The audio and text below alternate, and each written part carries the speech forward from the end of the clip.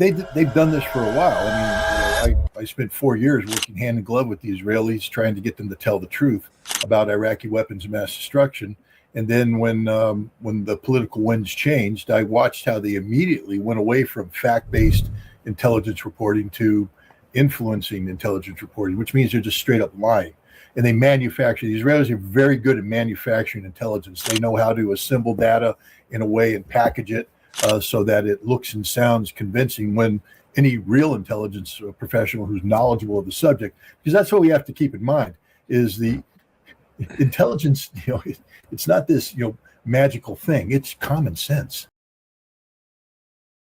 Scott, do you agree with Joe's phrase, game they're playing? Was this yet another attempt by the Israelis to manipulate Donald Trump? Can't hear you, Scott.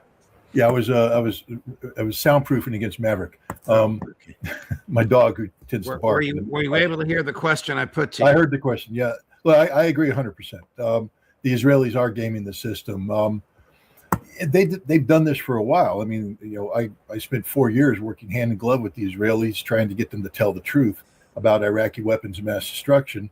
And then when the political winds changed, I watched how they immediately went away from fact-based intelligence reporting to influencing intelligence reporting, which means they're just straight up lying.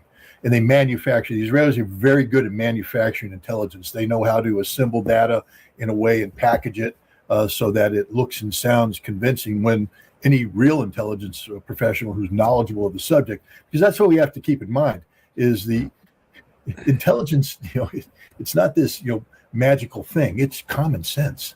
The data flows, past patterns repeat themselves, things of this nature. So when something jumps up out of the blue that nobody's detected. I mean, the idea that Iran is going to have man pads outside of Esenboa airfield in Ankara, and not a single person detected it except some magical Israeli source that we never knew of before this happened, that's a red flag in its own right. And the fact that the Secret Service acted on this the way they did is absurd in the extreme. I mean, if you got man pads outside of Esenboa, no airplane takes off with an American president. What are man pads? Man portable, anti-aircraft, the Stinger missiles or the Russian analog. They put the president on an airplane that could get shot down even easier than Air Force One. So this was just theater all around. I think that there's more than just bad Israeli intelligence. I think there's also actors on the inside of the Trump administration that were going along with this charade in order to create the impression of, a threat, Israeli reliability, Turkish incompetence, whatever. But I do agree with Joe that this was an Israeli game. It's just a shame that the Secret Service played along. They really should have just told them to pound sand. Yeah, Judge, let me jump in on this too. A couple of things. This doesn't make sense. Okay, you got a report that there's some guys maybe going to try to launch a surface-to-air missile, shoulder-fired surface-to-air missile, a red eye, Stinger, whatever, at the plane. Okay, do a couple of things. One, get a hold of the Turkish security services and say, we're going to set up a damn perimeter 5 miles wide and 5 miles deep going out. Patrol it, number one. Two, delay the takeoff till dark and turn off the damn lights at the airport. I mean, you do that, you can't tell which plane's taking off. Scott, what is your take on this USS Abraham Lincoln? We have an unbelievable quote. Actually, let's run what the president said about it. We know the complaints about the Lincoln. 4 suicide attempts. 2 people succeeded in jumping off. They don't get mail. The showers are clogged. They're eating lousy food. They don't have deodorant. They don't have toothpaste. Sounds like a great place. Here's what the president of the United States, the commander-in-chief of these guys, said about this today. Family members of U.S. service members are concerned about the conditions on board the USS Lincoln. Well, no, that ship is moving. No, they're not. That ship is moving right now, or very shortly, and it's being replaced with another very similar ship. Has the deployment's gone on too long? Are you worried? No. Not nearly long enough. Thank you, everybody. I'd like to see him do a deployment. What does he mean, Scotty? First of all, he says they're not complaining. We know they are. What does he mean by the deployment hasn't gone on long enough? They've been at sea for 250 days. Look, Donald Trump just is one of the most despicable human beings on the planet, and he's also one of the most disingenuous human beings on the planet. We know, look, this is a man who got his butt handed to him by the Iranians, but he'll go on and say, we've destroyed their missile force, we've sunk all their Navy, we've destroyed their Air Force, and we've wiped out their military. Meanwhile, none of that's happened. We control the Strait of Hormuz. That didn't happen. So basically, when his lips move, he's lying. So we can't believe anything that he's saying. He's simply trying to, project a positive image, which is his whole function, to protect the Trump brand. Trump has to be better than everybody else, which means anybody affiliated with Trump has to be better than anybody else. And, of course, we don't have any problems on the Abraham Lincoln. I can't address these. I mean, the thing is, and we were having this conversation before he came on, this just boggles my mind that these kind of problems. I can understand maintenance issues. I mean, that happens all the time. And you can have, having been subjected to long deployments, I understand there are, morale issues, and sometimes a soldier, sailor, airman, marine commits suicide. It wouldn't be the first time on a deployment that this happens. I mean, military service is hard, and deployments are harder, and deployments in wartime that disrupt family activities are the hardest. And the guys get Dear John letters, or now they get Dear John, voicemails or whatever, and they get depressed. And this is a leadership problem. And so what we're seeing is just a leadership failure on a scope and scale unimaginable, especially if we're talking about food, because bullets, Band-Aids, and beans, baby. Those are the 3 Bs that make the world go round in the military, and no commander worth his or her salt will ever allow deficiency in either one of them. If you ran out of ammunition, you're a loser. If you don't have the ability to take care of the health of your troops, you're a loser. And if you run out of food, you're a big-time loser, because an army travels on its...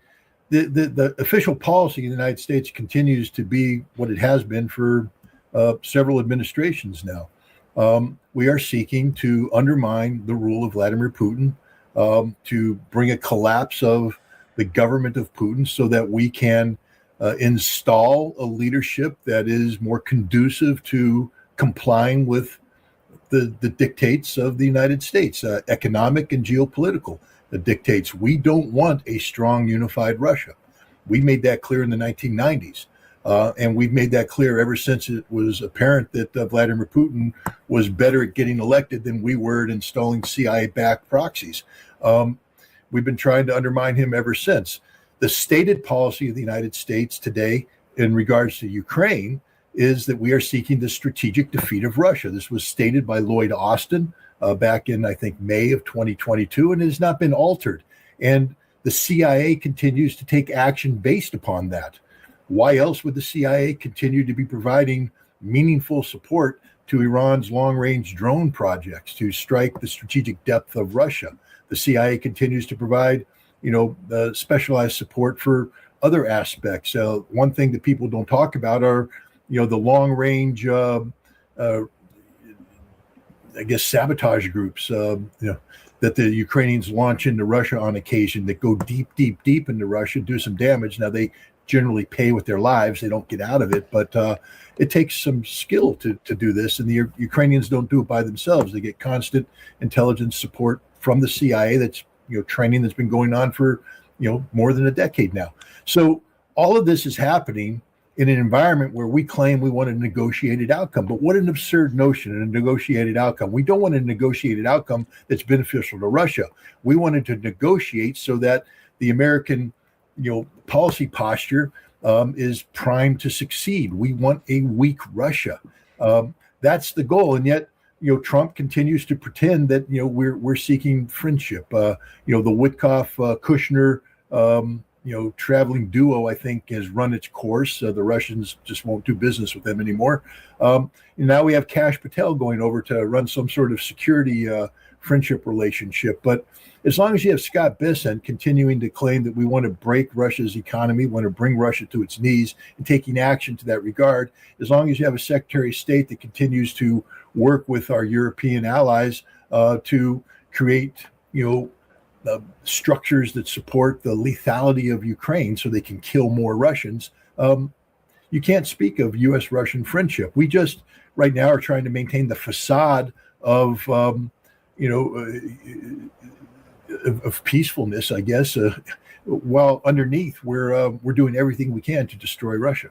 Joe, does Trump truly want a grand reset?